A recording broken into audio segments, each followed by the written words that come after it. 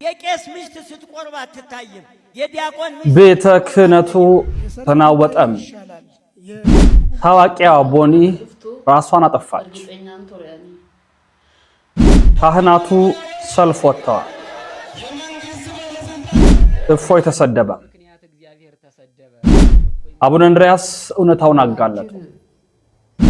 ውድና ኩራት ቤተሰቦቻችን ውድ ኦርቶዶክሳውያን እንዴት አላችሁ? እንዴት ቆያችሁ?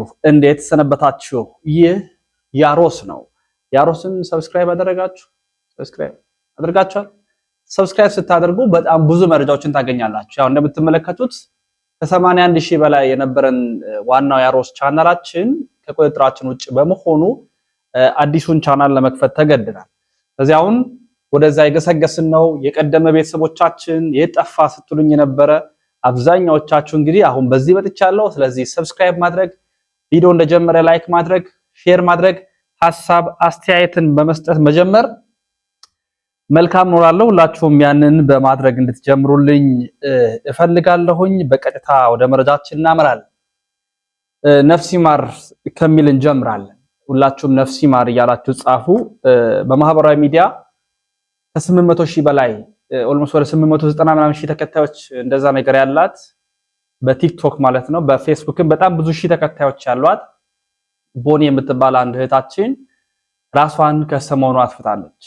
በጣም አስደንጋጭ የሆነ ያስደነገጠን ብቻ ሳይሆን ልብም የሰበረን። በቅርብ ጋብቻዋን ፈጽማ ነበር። ራሷን ስታጠፋ ከማጥፋቷ በፊትም ቪዲዮዎችን ስታጋራ ነበር። ያው እንግዲህ የራሷ የሆነ ምክንያቶችን ውሯታል። እንደደረሰን መረጃዎች ከሆኑ ተደጋጋሚ የሚነገራት ጥሩ ያልሆኑ ነገሮች ራሷን እንደሚያስጨንቃት እና ገፋፍቶ እዚህ እንዳደረሳት ልንሰማ ችለናል። በወጣትነት እድሜ አስደንጋጭ የሆነ ውሳኔ ነው። ያልተጠበቀ ውሳኔ ነው። ብዙዎችን ያሰጋ የሚያስለቀሰም ውሳኔ ነው። በዛ ሁሉ ሺህ ተከታይ ኖሯት ቢያንስ አለሁልሽ የሚላት ውስጧን ሊያደምጣት ሊረዳት የሚችል ሰው አለማግኘቷ ለዚህ ውሳኔ እንድትደርስ አድርጓታል። ሕያው እግዚአብሔር በሚያውቀው ማለት ነው። በጣም ነው ልቤን የሰበረው። ወጣት ናት። አሳዛኝ በጣም ነው የሚያመው። ይህንን ቪዲዮ ላጋራላችሁ። እህታችን ቦኒ ራሷን ያጠፋችበት ምክንያት ምን ይመስላችኋል? ያድምጥ። ነፍስ ይማር ማለት እንዳይረሳም ኢትዮጵያን በሙሉ ሁላችሁም ይሄን የምታዩ ላይክ ያደረጋችሁ በደጋጎቹ በአብርሃም በይስሐቅ በያዕቆብ እቅፍ አምላክ እስራኤል ነፍስችን ያሳርፈው፣ ነፍስ ይማር በሉ። ቀላል አይደለም። በኢትዮጵያ ቤተክርስቲያናችን RIP ሬስት ኢን ፒስ ምናምን አይባልም እንዳትሉ። ይሄ ሬስት ኢን ፒስ ነፍስ በሰላም ትረፍ አይደለም። አሁን ነፍስ ከስጋው ተለይታለች። ያ ማለት ነፍስ ከዚህ በኋላ የምትጠብቀው ፍርድ ነው። የቁጣውን ሰዓት ነው የምትጠብቀው። ስለዚህ ፍርድ የምትጠብቅ ነፍስ ከሆነች ደግሞ ነፍስ ይማር ነው የሚባለው እንጂ ነፍስ በሰላም ትረፍ ምናምን ሬስት ኢን ፒስ ምናምን የሚባል RIP አይባልም። ያው የውጮች ያመጡት ስርዓት ስለሆነ ትክክል አይደለም። በእኛ ብሂል ነፍስ ይማር ነው የሚባለው። ስለዚህ ያን ማለት እንዳይረሳ። ጉያን ኩን አከዱፍቱ እርግጠኛን ቶሪያኒ ከናፍዩ አናን መጅረኝ ነገራ ወጀደ ጅረኝ ጅራዱ ሳርጌራ warren singadde sedifama maatiin ko bolotti ko hiriyoonni ko hundi keessan ifama guddana godha anan kana bodde boqonna kan naa kennu hojii yookaan gaayila sontaane kan kana bodde boqonna naa kennu du'a qofaadha. Kanaaf iyyoonis bakkaani fidadhe deemaan jira waanta ta'eef isinin jaalladha. የሮጋሪ ቱርቲ ቃሪ ቀባዳ ከጦር ቁስል የምላስ ቁስል ይበረታል ይላሉ አበው። ጦር ስጋን ይወጋል፣ ክፉ ቃል ግን ነፍስን ያደማል። ዛሬ በቦኒ ላይ የሆነውም ይሄው ነው። ቦኒ በቲክቶክ መንደር የምታውቋት በፈገግታዋና በጥረቷ የምታከብሯት ንቁ እህት ነበረች። ቦኒ ዝም ብላ የምትቀመጥ አልነበረችም።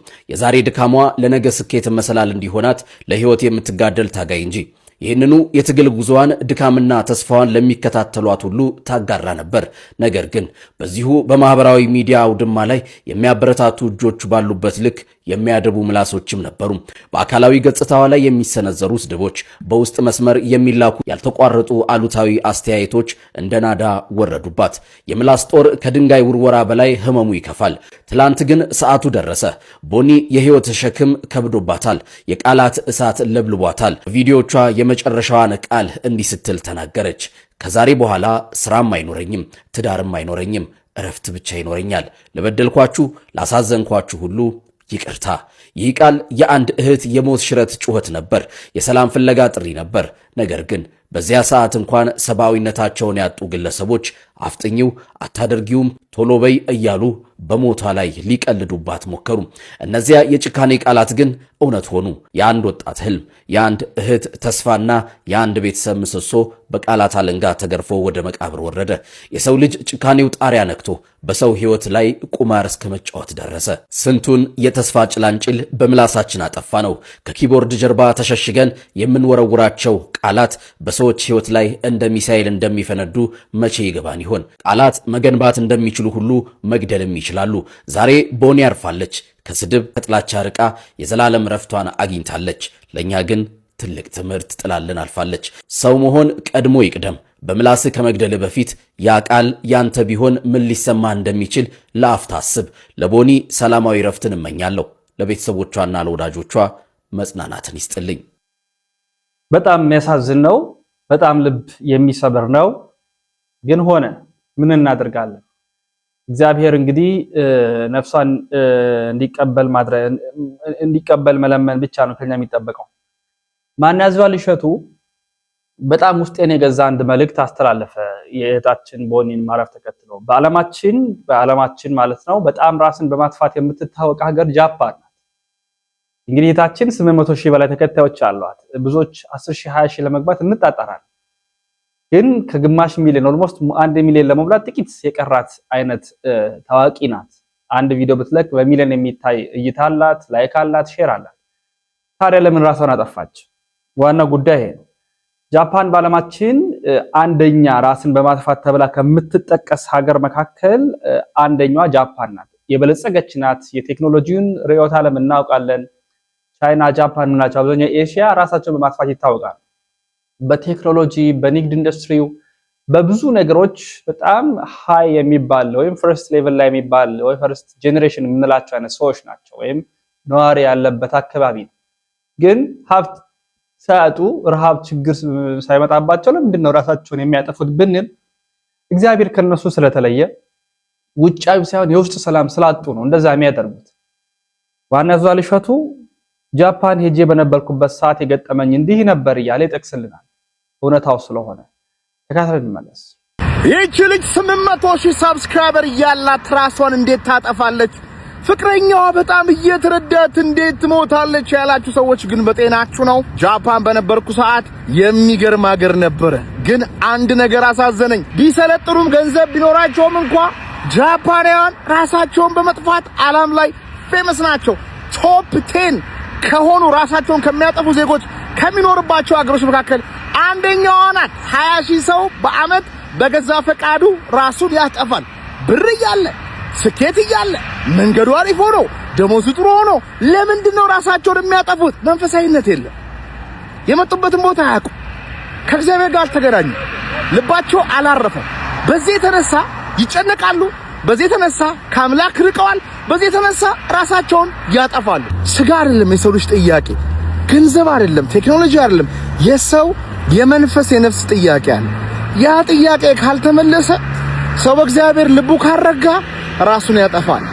ራሳችሁ አጥፉ የሚል ሐሳብ ውስጥ ያላችሁ ሰዎች በሐሳባችሁ በአጋንንት አትጠለፉ። ወደ እግዚአብሔር ቀረቡ። የማይታይ ዓለም አለ። እሱ ማን ነው ብላችሁ አጥኑ። ምስጋና ጀምሩ። ይቅርታን ገንዘባችሁ አድርጉ። መንፈሳዊ መጽሐፎችን አንብቡ። ስለ ራሳችሁ የማይታይ ማንነት ስለመጣችሁበት ቦታ ጠይቁ። እንደዚህ አይነት ነገር የምታሸንፉት ጠንክሮ በመስራት በመፖስት አይደለም። እቺ ልጅን ስናያት ትስቃለች። ከወንድ ጋር የሚገርም ኮንቴንቶችን ትሰራለች።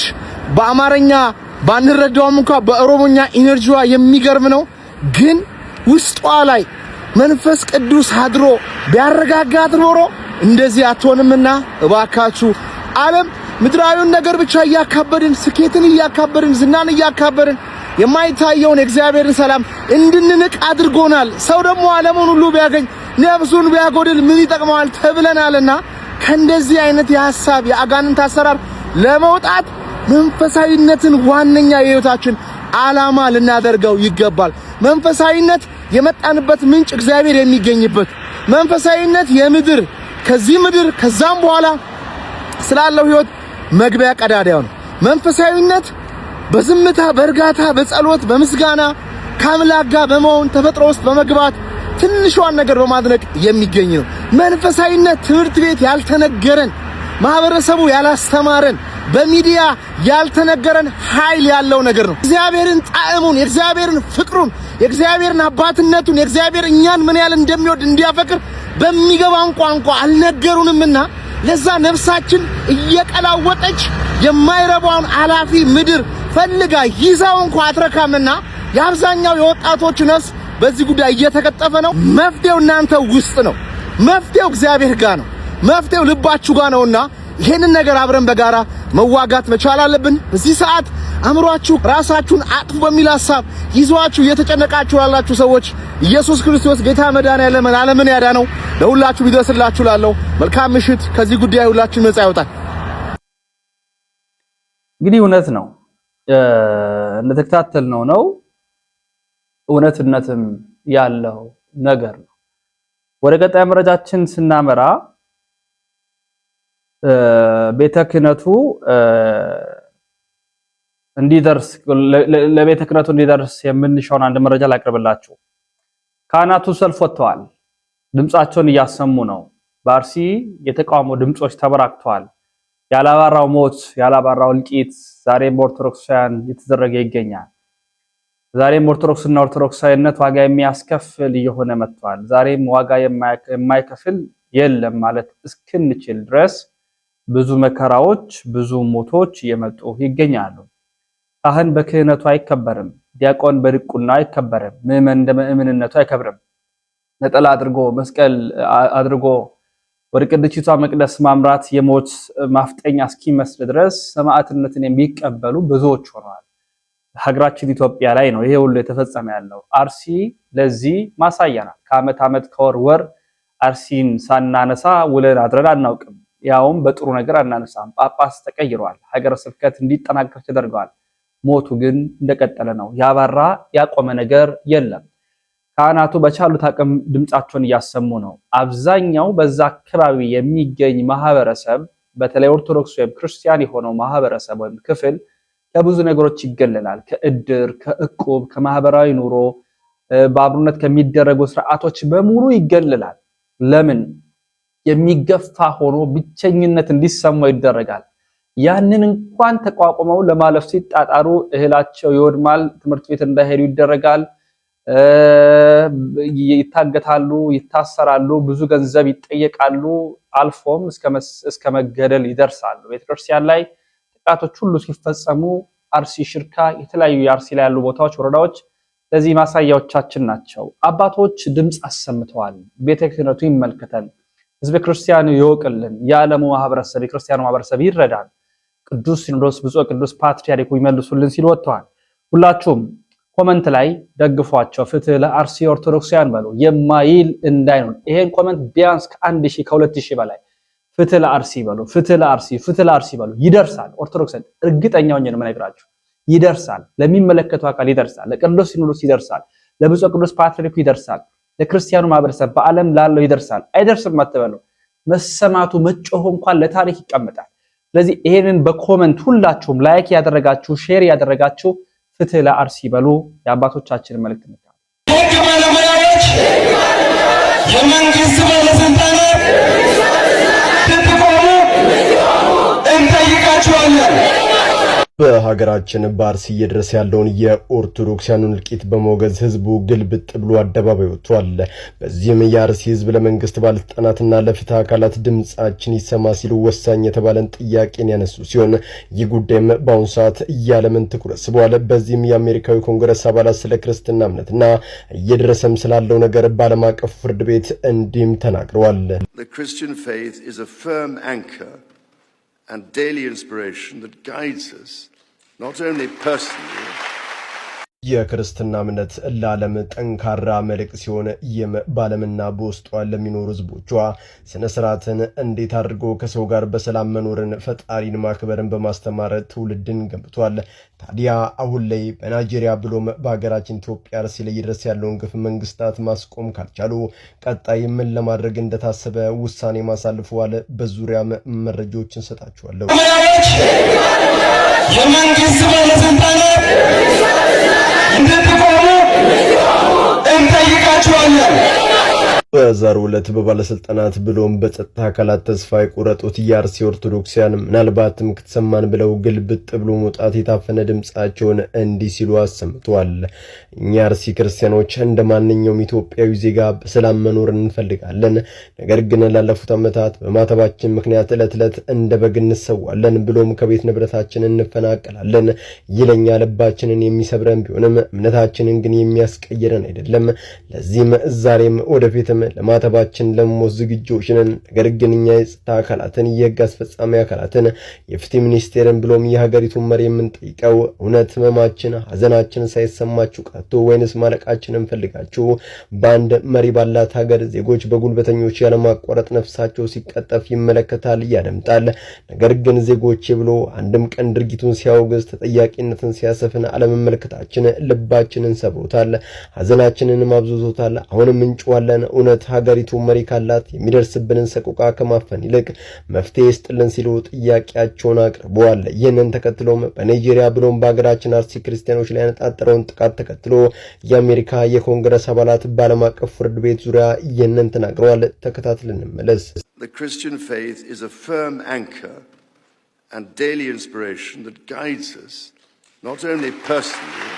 ለማላወቀም አልተረዳም እንጂ የክርስትና እምነት በጋራ ለመኖር ጠንካራ መልእክት ነው። በዚህም ብቻ በቃም በእያንዳንዱ ህይወታችን ምዕራፍ እርስ በርሳችን እንድንዋደድና እንድንፋቀር በሰላምም እንድንኖር ይመክረናል፣ ያስተምረናል። ዛሬ በርካታ ክርስቲያኖች በሚኖሩበት የሰለጠኑ ሀገራት ህግ የሚባል ነገር የለም። ለነሱ ህጋቸው የፈጠራቸው ቀና የሆነው ትእዛዝ ነው። ይህንን ተግባራዊ ስለሚያደርጉም ወንጀል፣ እስረኛ ማጎር የሚባል ነገር አይኖርም። ዓለም እንዲህ ነው መሆን ያለባት። ይህ እንዳይሆን የሚያደርጉ አክራሪ ሰው በላዎች ግን በናይጄሪያ ብሎም በአንዳንድ አፍሪካ ሀገራት ክርስቲያኖች ላይ ያነጣጠረ ጥቃት ይፈጽማሉ። አትፍረዱባቸው። እየተማሩ ያደጉት ያንኑ ነው። ቢሆንም ግን ከአሁን በኋላ የዓለም አቀፍ ፍርድ ቤት እንዲህ የሚያደርጉትን ሰላም አዋቂዎች እንዲታደኑ መስራት አለበት ሲሉ በከፍተኛ ድምፅ ውሳኔ በጭብጨባ አጽድቀውታል። ይህ እርምጃም በሀገራችን አርሲ ተጠናክሮ እንደሚቀጥል ለአርሲ ኦርቶዶክሳውያን ማለት እንዳይዘነጋ በድጋሚ ለማለት ወዳለሁኝ። ወደ ቀጣይ መረጃችን እናመራለን። በቀጣይ መረጃችን ከምንመለከተው መካከል የእፎይን ጉዳይ እናነሳና የአቡነ እንድርያስን እናነሳለን። አንድ ባህታዊ ያሉ ገብረ መስቀል ነው እንደዛ ነው ስማቸው። ባህታዊ ያላቸው በእኔ በኩል ማለት ነው። ለምንድን ማላቸው ባህታዊ የተባለ ከተማ ላይ ሊኖር የሚችል የለም። አዲስ አበባ ላይ ያሉ ብህቱና አለ ብዬ አላስብም። ቄስ ወይም ቀሲስ ወይ ደግሞ የሆኑ ቢሆኑ ሞኖክሴም በእርግጥ አይቻልም። አሁን የተለመደ ስለሆነ ይሁን ባህታዊ መናኝ ነኝ ይያሉ ከተማ ላይ ግን ፍጹም አይፈቀድምና እነዛ ምን አሉ? እፎይ ኦርቶዶክስን እያሰደበ ነው፣ ክርስትናን እያሰደበ ነው፣ እያሰደብከን ነው ሲሉ ተናግሯል። እፎይ ነው እናርምጣቸው። በእፎይ ምክንያት እግዚአብሔር ተሰደበ፣ በእፎይ ምክንያት ድንግል ማርያም ተናቀች ይሉናል እኚህ አባት ለተጠየቁት ጥያቄ ምላሽ ሲሰጡ። ማን ነው እግዚአብሔርን ያሰደበው? እስኪ እንመለስበታለን። ለማንኛውም ቪዲዮውን ተከታተሉ በደንብ አድርጋችሁ። ግን ኦርቶዶክሳውያን የምሬን ነው ቢያንስ ለ20 ሰው ሼር አድርጉት። 10 ጊዜ ኮፒ ሊንክ ታደርጋላችሁ። ይሄ ግድ ማለት ነው። እንከታተል። አሁን ባለው የሃይማኖታችን ውዥንብር ነው እፎይ የሚባል እንትን አለ። አሁን ምን ሰማው ክርክሩ ያስኬዳሉ። ምዕመናን በዘመናችን ወሬና ስድብ ይወዳሉ። ጀግና ማለት እውነተኛ ማለት የተሳደበ ወሬኛና አሉባልታ የሚነዛ ይሄ ትክክል አይደለም። እንደ መጽሐፍ ቅዱስ አነጋገር ባንተ ምክንያት እግዚአብሔር እንዳይነቀፍ፣ እግዚአብሔር እንዳይሰደብ ተጠንቀቅ። እግዚአብሔርን የሚያሰድብ ኃጢአት የሚያሰራ ክርክር የለም። መጽሐፍ የሚለው እግዚአብሔር በፍጥረቱ ተገለጠ ነው የሚለው አይደለም። ስለዚህ ማንም ፈጣሪውን እንዲነካበት ማንም አይፈልግም። እነዚህ ግን የስድብ እንጂ የክርክር አይደለም። ስለዚህ ትክክል አይደለም። የእፎይም ክርክር ትክክል አይደለም። የነዛም ክርክር ትክክል አይደለም። ኢየሱስ ክርስቶስን ሙልጭ አድርገው ሲሰድቡት ቁጭ ብሎ ይሰማል። የእሱንም አምላክ ሙልጭ አድርገው ሲሰድቡት ቁጭ አድርገው ቁጭ ብሎ ይሰማል። በዛ ሰው ምክንያት እግዚአብሔር ተሰደበ አልተሰደበ? ትልቅ ኃጢአት ነው፣ ነውርም ነው። በመሰረቱ ይሄ እፎይ የሚያነበው ነገር ለሙስሊሞቹ እንጂ ለክርስቲያኖቹ አይጠቅሙም። ሰው መጽሐፍ ቅዱስን በመጽሐፍ ቅዱስ ነው የሚመልሰው፣ ቁርአንን በቁርአን ውስጥ ነው የሚመልሰው። ስለዚህ እናቶች፣ አባቶች ማንም ቢሆን እግዚአብሔርን የሚያስነቅፍ፣ እግዚአብሔርን የሚያሰድብ፣ ድንግል ማርያምን የሚያሰድብ፣ ቅዱሳን መላእክትን የሚያሰድብ፣ ጻድቃን ሰማዕታትን የሚያሰድብ ጋራ አትከራከር ነው። ስለዚህ ይሄ ህጋዊ አይደለም፣ ህገወጥ ነው። አንደኛው ሰምታችኋቸዋል። እንግዲህ እኛ አባት እፎይ ትክክል አይደለም ይላሉ። ደግሞ የጠቀሱት ጥቅስ በእናንተ ምክንያት እግዚአብሔር እንዳይነቀፍ ይላሉ ማለት ነው። በእፎይ ምክንያት እግዚአብሔር ተነቀፈ ካልን እውነት በእናንተ እርሶ ራሳቸው እኚህ ሰውዬ እንግዲህ ባይታዊ ተብለው ይጠሩ ነበር። ቤቱናውን ከየት አመጡት ብትሏቸው ምላሽ የለም። መሃል አዲስ አበባ ላይ ቁጭ ብለው ባይታዊ ይባሉ እንደነበረ ሁላችሁም ታውቃላችሁ። ታዲያ በእፎይ ምክንያት ነው ቤተክርስቲያንና እግዚአብሔር የተሰደበው ወይስ ደግሞ በቤተክርስቲያኒቷ ሰዎች? ማን ነው እግዚአብሔርን የሚያሰድበው? እውነት ነው ሐዋርያው ቅዱስ ጳውሎስ በሮሜ መልእክቱ ምዕራፍ 2 ቁጥር 19 ጀምረን ስናነብ ኢትስረቁ ትብል ለሊከ ትሰርቅ፣ አንተ አትስረቁ ብለህ ታስተምራለህ፣ ራስህ ግን ትሰርቃለህ። አትዘሙቱ ብለህ ታስተምራለህ፣ ራስህ ግን ትዘሙታለህ ይላል። በእናንተ ሰበብ እግዚአብሔር በአሕዛብ ይሰደባልና ብሎ ሐዋርያው ቅዱስ ጳውሎስ ነግሮናል። እውነት በቤተ ክህነቱ ነው ቤተ ክርስቲያን እየተሰደበች ያለችው ወይስ ደግሞ ለእምነታቸው ምንም ዋጋ ሳይቀበሉ ደመወዝ ሳይከፈላቸው የሚታገሉ ወጣቶች ናቸው እግዚአብሔርን የሚያሰድቡት? ማን ነው እግዚአብሔርን የሚያሰድበው? እውነቱን እንነጋገር። ይሄን ጥያቄ ኦርቶዶክሳውያን ወደ ቀጣይ መረጃችን እናመራለን። እፎይ ተሰድቧል አልተሰደበም? ኮሜንት አድርጉ። ስለ እፎይ እስቲ የምታስቡትን ጻፉልኝ። ወደ ቀጣይ መረጃችን ስናመራ የቤተ ክህነቱን ጉዳይ እናንሳ። ቤተ ክህነቱ ተናውጧል ማለት ድምጽ በጣም እየተሰማ ይገኛል። አባቶቻችን ዝምታቸውን ሰብረዋል። አሁን ቅድስቲቷ ቤተክርስቲያናችን እውነተኛ የመንጋውን እረኛ ያገኘች ይመስላል። የገንዘብ ቤት ሆኗል። ምዕመናን የተረሱበት ቤት ሆኗል። እኛ ቤተክርስቲያን ምንም መደበቅ አያስፈልግም። ምዕመን ተረስቷል። ገንዘብና ገንዘብ ብቻ ሆኗል። በዓለ ንግስ ሲመጣ ምዕመን እስኪሳቀቅ እኔ እንደ አንድ ኦርቶዶክስ ክርስቲያን ንግስ ሲሆን ኪሴ ውስጥ ብር ከሌለ ሳቀቃል። የእውነቴ ነው። ለትራንስፖርቴ ወይ ለሆነ ነገር ብዬ አይደለም፣ እዛ ለሚጠየቀው ነገር ብዬ ሳቀቃል። እውነታ ወንጌል 15-20 ደቂቃ ተሰጥቶ ልመና 1 ሰዓት ተኩል ገጥሞኛል። 2 ሰዓት 3 ሰዓት በላይ ነች። ገንዘብ ያጣ ቤተክርስቲያን አይደል፣ ገንዘብ ያለበት ቤተክርስቲያን ገንዘብ ይለመን። ከዓመት ዓመት ለምሳሌ በዚህኛው ዓመት ህንጻ እናሰራ ይላል።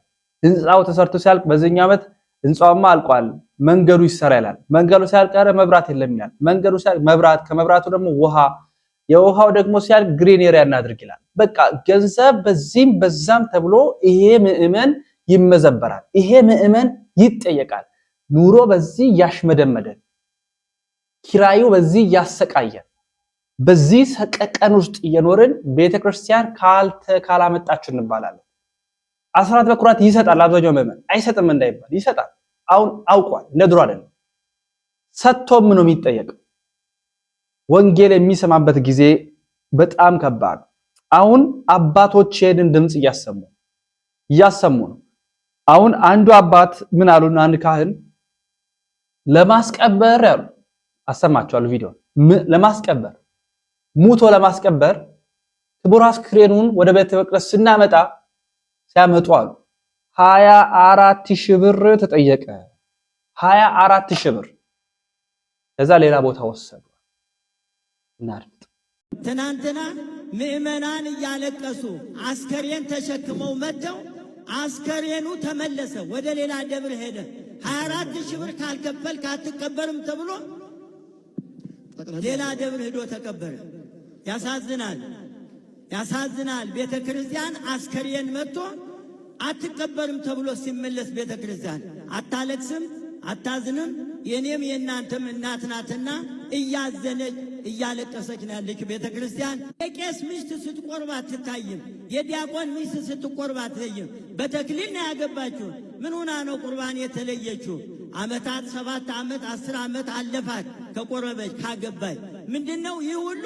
ወንጌል ባለመዋሃዱ ነው። አባቶቼ በእውነቱ ከታች እንደው ወረድ ብላችሁ ብታዩን ስነ ምግባራችን ሁሉ ግልጽ ሆኖ ይነበብላችኋል። ነገር ግን በዚህ ቦታ ብቻ ከሆነ ግን በእውነቱ የቤተ ክርስቲያኒቱ ችግር አሁንም አልተቀረፈም። በዚህ ዘመን ላይ ከቤተ ክርስቲያናችን ጋር አብረው ሆነው እንዲሰሩ ትኩረት ብትሰጡት ብዬ ማሳሰብ እፈልጋለሁ።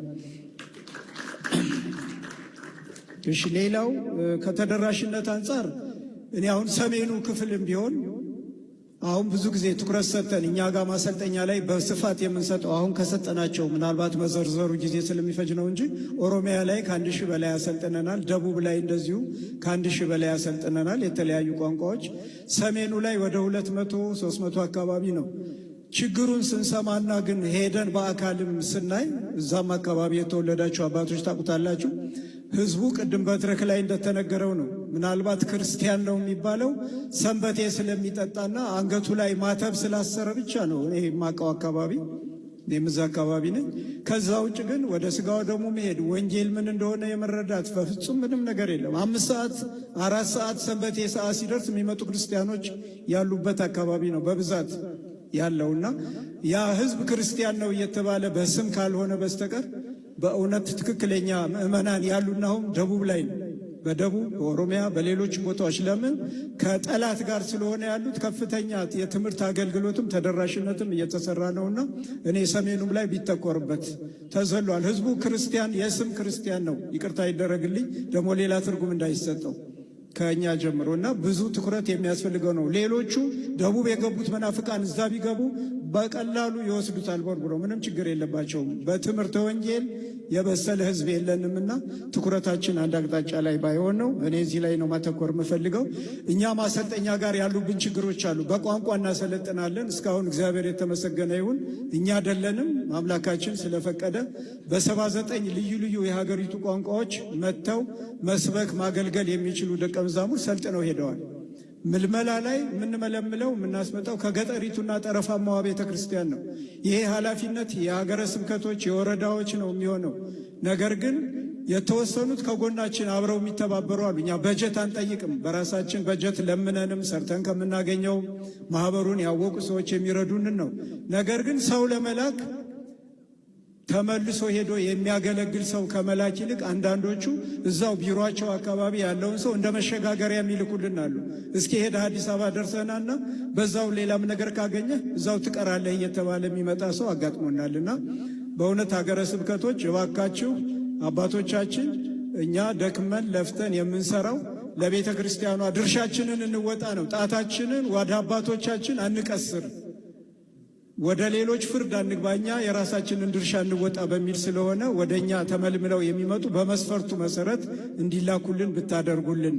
ተመልሰው ሄደው 2 ዓመት 3 ዓመት እንኳን የሚያገለግሉ ሰዎች መጥተው ሰልጥነው እውነት ነው አይደለም? እንደውም 4000 ብር ከተማ ላይ ከዛ በላይ በጣም ከዛ በላይ አሁን ሁሉም መጠየቅ ጀምሯል። አባቶች ምዕመን ቀይ ቆጤ ስልችት ብሎታል። አሁን አባቶች መጠየቅ ጀምሯል። እንቀጥል። ሰባኪ ወንጌል በአዲስ አበባ በአንድ አጥቢያ እስከ 12 ሰባኪ ወንጌል ከ8 እስከ 12 የሚሆን ሰባኪ ወንጌል አለ በአንድ አጥቢያ። 4 5 6 ማ ያገር ነው ከባድ ነው በጣም እና አሁን በተሰማው መረጃ ደግሞ እኛ አባት እንዲህ ይላሉ ከሰባኪ ወንጌል ጋር በተገናኘ ያለውን መረጃ እንዲሁም ደግሞ የብቻ ሳይሆን ቤተክርስቲያን ሀብቷም የተመዘበረ ነው ይላሉ። ንካት ሰባኪው እኮ ከአንድ ቤተክርስቲያን 8 ሰባኪ ተመድቦ ወይ 12 ተመድቦ መጥቶ ካባውን ለብሶ ቁጭ ነው የሚለው። አያስተናግድም እኮ ወንበር በአግባቡ ቀርቧል ወይ? ምዕመናን እየተቀመጡ ነው ወይ? ለወንጌል የተሰጠው ትኩረት እኮ በጣም የወረደ ነው። አንድ ቦታ ላይ እንዲህ አይነት ነገር ተሰርቶ አይቻለሁ። ያ ቢደገም ለምሳሌ ከአንድ ጉባኤ ላይ 3 ስብከተ ወንጌል ይመደባል። በሰርክ ጉባኤ 3 አንደኛው ፕሮግራም መሪ ነው። ሁለተኛው አስተናጋጅ ነው። ወንበሩ በሰዓቱ እንዲደረደር ያደርጋል፣ ምዕመናን እንዲቀመጡ ያደርጋል። ሶስተኛው መምህር ሆኖ ሰባኪ ሆኖ ይቀመጣል። እኔም ማውቀው ይሄንን ነበር። አሁን ጠፍቷል። አንድ ስብከተ ወንጌል ብቻ ሊሰብክ ከሆነ ነው የሚሄደው። 12 ተቀምጦ እኮ ማለት ነው። ስለዚህ ይሄ መቼ ታየ? ከጠቅላይ ቤተ ክህነት ጀምሮ በየእሶም ሀገረ ስብከቱም ወረዳ አጥቢያውን መከታተል አለበት። ማንኛው ጥሩ ሰባኪ ነው? ማንኛው ምዕመኑን ያገለግላል? ወገኖች እዚህ ጋር አሁን ጥሩ መስተንግዶ ተስተናግደናል። ምሳ በልተናል። ውሃ በየጊዜው እየቀረበ ነው። ቁርስ ምናምን። ሰባኪው እኮ ከአንድ ቤተክርስቲያን 8 ሰባኪ ተመድቦ ወይ 12 ተመድቦ መጥቶ ካባውን ለብሶ ቁጭ ነው የሚለው። አያስተናግድም እኮ ወንበር በአግባቡ ቀርቧል ወይ? ምዕመናን እየተቀመጡ ነው ወይ? ለወንጌል የተሰጠው ትኩረት እኮ በጣም የወረደ ነው። የእኛን ሀብት እኮ ማንም እየተጠቀመበት ነው። የተቸገሩ አብያተ ክርስቲያናት ከቤተ ክርስቲያን ወስደው አልምተው ሰርተው ቢመልሱ ምንድነው ችግሩ? ከእቅፋቸው እኮ አንወጣም። የእሳቸው ልጆች የእነሱ ልጆች ነን እኮ። አባቶቻችን ይህን ሊረዱ ያስፈልጋል። በኢኮኖሚ ለምን እንጠቃለን? የእኛም ቤት ገንዘብ ዲፖዚት ተደርጎ የዓለም ባለሀብቶች ሃይማኖታችን የማይመለከታቸው ባለሀብቶች እየተጠቀሙበት አይደል እንዴ?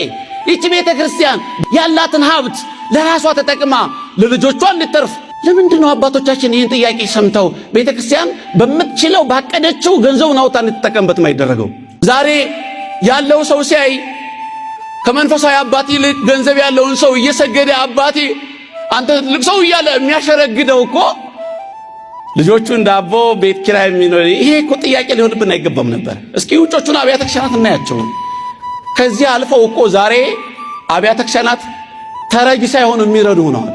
የገንዘብ ገደቡ ተነስቶ ቤተክርስቲያን እያንዳንዷ ቤተክርስቲያን የምትጠይቀው ገንዘብ ካላት ብድር ወስዳ ስራዋን እየሰራች ልጆቿን ለተልእኮ ብታፋጠን መልካም ነው የሚለው ቢሰመርበት ብዬ አስባለሁ። ዘመናዊያን ሰባኪያን የሚባሉት ማለት የማይቆሙ ቅኔ የማይቀኙ አዲስ መጋቢ አዲስ ተብለው ውዳሴ ማርያም የማይተረጉሙ አይደሉም።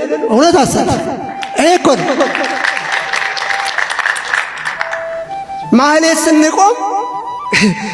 ማህሌት ስንቆም ሌላ ነገር ይሆን ወይ ደብተራ ተብለን የምንቆጠርበት ጊዜ አለ። መዘመን ማለት ምን ማለት ነው? መዘመን ማለት ራቁት መሄድ ነው። የክህነት ልብስን ተራቁቶ መሄድ ነው።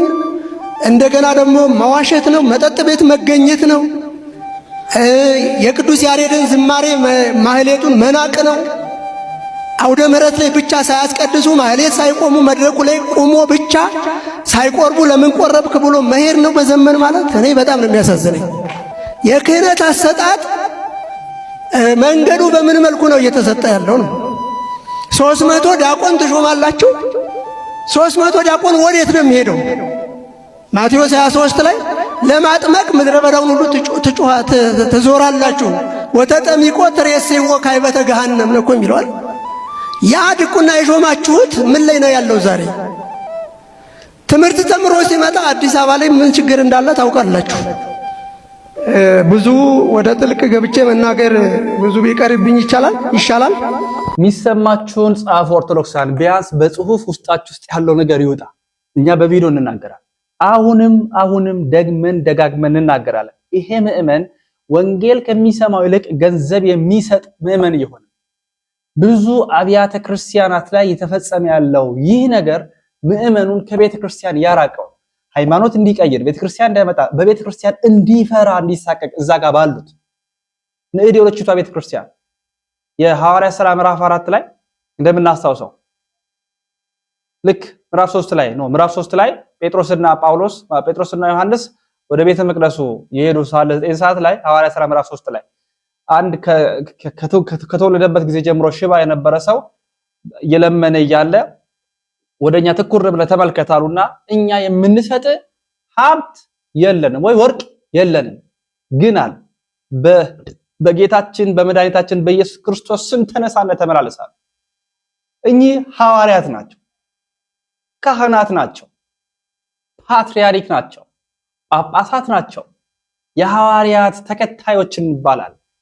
አይ የሐዋርያትን አሰረፍኖች የተከተለች ቤተክርስቲያን ናት። ሐዋርያዊ አፖስቶሊክ ሰክሴሽን ያላት ቅብብሎሽ ያላት ቤተክርስቲያን ናት። የዛሬው ካህናት እንደ ሐዋርያቱ ናቸው። እኛ የምንሰጥ ሀብት ወይም ብር ወይም ወርቅ የለንም፣ በክርስቶስ ስም ግን ተነስና ተመላለሳሉ።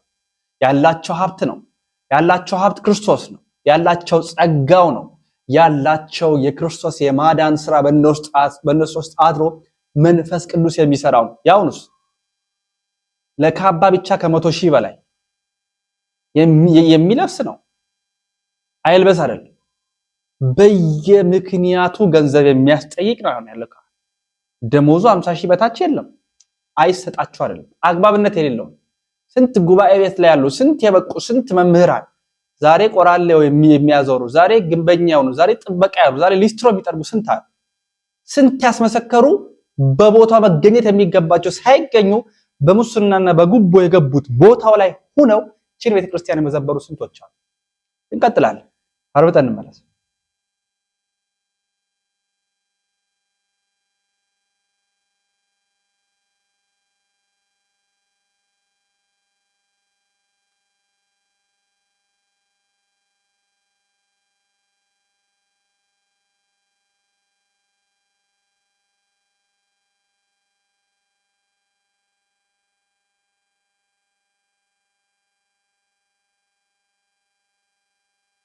ችግሩ እናንተ ሰብስክራይብ አታደርጉም፣ ችግሩ እናንተ ላይክ አታደርጉም፣ ችግሩ እናንተ ሐሳብ አትሰጡም፣ ችግሩ እናንተ ሼር አታደርጉም። በቃ ብለን ከንፈር መምጠጥ በማፍሰስ ቡና ላይ ማውራት ነው። ካልተናገርን አይመለስም፣ ካልጠየቅን አይመለስም። እንድንጠይቅ ደግሞ እኛ በቪዲዮ የቀረብን በመረጃ ማስረጃ ያስደገፍን ነው። ላይክ አድርጉ ስትባል እንኳን መመጻደቅ ጀምረናል። ገንዘብ ምንከፍል እስኪመስለን 2000 3000 እናንተ ላይክ ብታረጉልን አልጎሪዝሙ በራሱ ያዳርሳል። እኛ ሌላ ነገር አይደለም እናንተ ምን ጠይቃችሁ ላይክ አድርጉ ብለን ምን ጨቀጨቀው የዩቲዩብ አልጎሪዝም በራሱ ስለሚያዳርስ የእናንተ አንድ ላይክ ምን ያህል ኃይል እንዳለው የሚሰማው አካል እንዲጠይቅ ራሱን እንዲፈራ ያደርጋል። ስለዚህ ላይክ አድርጉ ኦርቶዶክሳውያን ሼር አድርጉ ባካችሁ፣ አትለመኑ። እውነቴን ነው። ብፁዕ አቡነ እንድርያስ የመጨረሻው መልእክት እንዲህ ይላል። ዘመናችን ኃይል የበረታበት ጠላት የዘመተበት ስርዓት ሕግ የተደመሰሰበት ጊዜ ነው። መማር ማለት ቃላት መሸኮች አይደለም፣ አይምሮ መጠየቅ ነው። እንዴት ብሎ ማለፍ እንደሚቻል ነው ማሰብ። ውሃ ዋና የማያውቅ ሰው ባህር ገብቶ ቢጠጣ በራሱ ፈረደ ማለት ነው። ዛሬ በአሁኑ ጊዜ ዓለም ሁሉ ተማሪ ነው፣ ሁሉ መምህር ነው፣ ሁሉ አመስጣሪ ነው። ከችግር መዳን ግን ለሌሎቹ ነው፣ ለእውነተኞቹ ነው። እግዚአብሔር የቃላት ሽኩቻ ድህነት የለበትም፣ የማመስጠር ችግር የለበትም። እሱ ፈቃዱ ሕጌን ጠብቁ፣ በሕጌ ኑሩ። ሕግ መጠበቅ የተለየ ነው። አይምሮ ይጠይቃል፣ ሚዛናዊ ህይወት ይጠይቃል። የተለየ የሚያደርገውም ይሄ ነው። ቋንቋ የሚነገረው ቋንቋ ምንድነው? ስለምንድን ነው የሚያመለክተው? ረቂቁ እንደገዘበ ግዙፉ እንደረቀቀ ጠላት ባመጣው መሳሪያ የማይታየው እንደታየ ሰማይ ወምድር ዘያገምሮ ፎንከ ማኅፀነ ድንግል ጾሮ ጠላት ዲያብሎስ አካሉን ገልጦ አስከፊ ህይወቱን ገልጦ አልሄደባቸው ሰውሮ ነው ሄደው በከይሲ ባህሪ ተሰውሮ እሱ ራሱ ከይሲ ሲሆን ከይሲው በከይሲ ተሰውሮ ለማሳሳት ለማደናገር ገነትን ያህል ቦታ ተስረቅርቆ ገባ። ዘመናችን እንደዚህ የተሰረቀረቀ ነው። ብርሃኑ ጨለማ የሆነበት ጨለማው ብርሃን የሆነለት አካል ነው የሚታየው። ነቢያት ያልጠቆሙት ነቢያት ያልተናገሩት አረፍተ ነገር አይገኝም። ነቢዩ ወይጠሞት ዘሃየለ ካለ በኋላ በተርጉማኑ ተውሂጠሞት ዘሃየለ ብለውታል። 5500 ዘመን በዚህ ዓለም ላይ የተበረታታ ዲያብሎስ እነሆ በመስቀል ልቡን ተወግቶ በመትተይታ በገሃነመ እሳት ተዋጠ መልሶ ይላል።